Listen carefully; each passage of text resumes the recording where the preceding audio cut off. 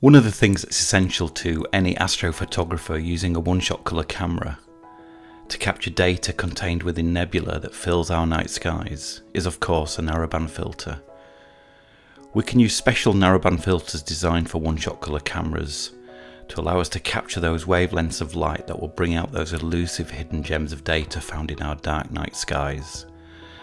Today we're going to look at the results from two popular narrowband filters that I used to capture the region around IC 410, also known as the Tadpole Nebula. The filters I used were the STC Astro Duo Narrowband 2-inch filter and the very popular Optolong dual band L Extreme 2-inch filter. Both of these allow you to capture HA and O3 wavelengths of light, often found in emission nebula. So let's start by looking at the specification of the STC Astro Duo Narrowband first.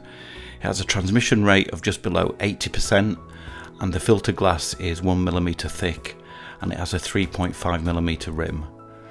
Moving over to the Optolong dual band L Extreme, it has a transmission rate of just over 90% and the filter glass is 1.85mm thick. Both of these filters are also available in 1.25 inch sizes. The version I used for my tests were the 2-inch mounted version. Okay, let's have a look at some of the equipment I used to capture the images with these filters. The filters were mounted in a ZWO filter drawer and I was using my new ZWO ASI 2600 MC one-shot colour camera, which is attached to my wonderful Skywatcher ESPRIT 100ED triplet refractor. Focusing was achieved with the Primutual Lab Sesto Senso 2. As the late afternoon drew to a close, I saw the forecast for the evening was favourable, so the test I'd been planning for some time were a potential goer. My plan was to take a minimum of 5 400-second exposures using each filter, and then to process the images to analyse the results, and I wonder if there's going to be a clear winner or not. When darkness finally arrived, the scene conditions were good, guiding was okay, and I got to work taking the first set of 5 images using the STC Astro Duo filter. With those in the bag, I switched over to the Optolong dual band L Extreme, which I stored outside since the beginning of the tests earlier in the night to allow it to acclimatise to the conditions. I did have to refocus at this point as it was quite a way off the focus that had been achieved with the STC filter from the previous tests, but overall things went to plan and I ended up with another 5 400-second exposures captured with the L Optolong Extreme glass.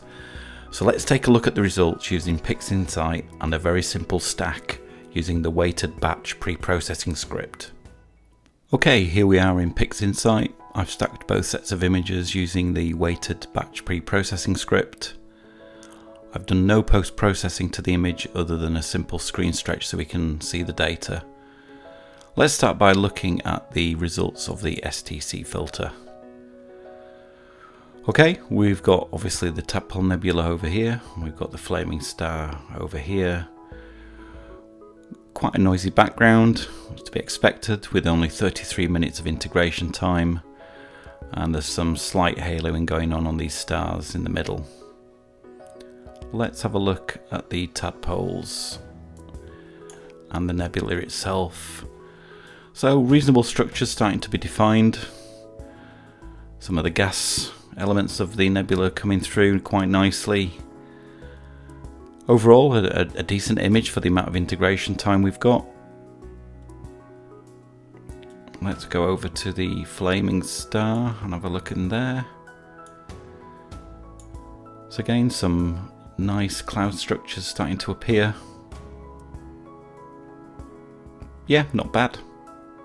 Let's minimize that and have a look at the results of the Optolong filter. Okay, we've got the same noisy background. I will say that these halos are more prevalent on the Optolong filter. I'll put them side by side very shortly so we can do a really good comparison. Let's have a look at the details of the tadpoles and the nebula first. Well, first of all, I can see there's certainly more data here. These are certainly more defined and these cloud structures here, especially here, are starting to come through.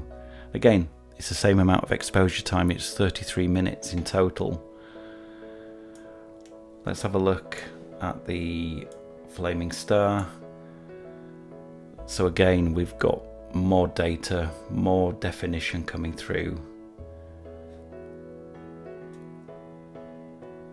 I'm positive these halos are bigger though. Let's have a look at them side by side.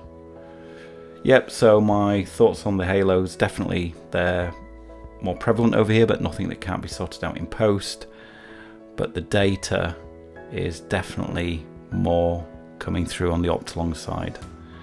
Let's zoom in and get them side by side. So bring that over.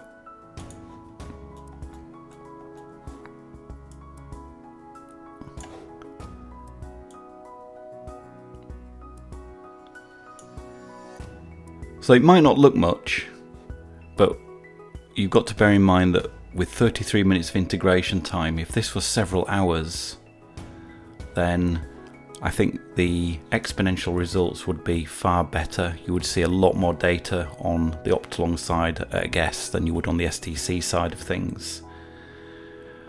So I think we have a winner. The Optolong wins for me by quite a margin based on its only 33 minutes of integration time.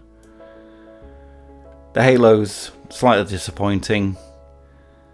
You can see here, we've got, this will be caused by the reflection off the filter, I guess.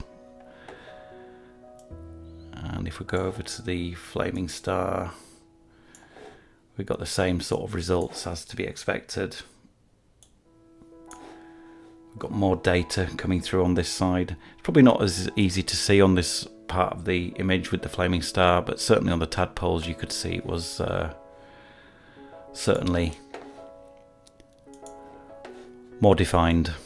So, okay, what I'm going to do next is I'm going to process these images using the same procedures and techniques that I would use to process any image. I'm going to do it to them both at the same time, and we'll have a look at the results of a fully processed image.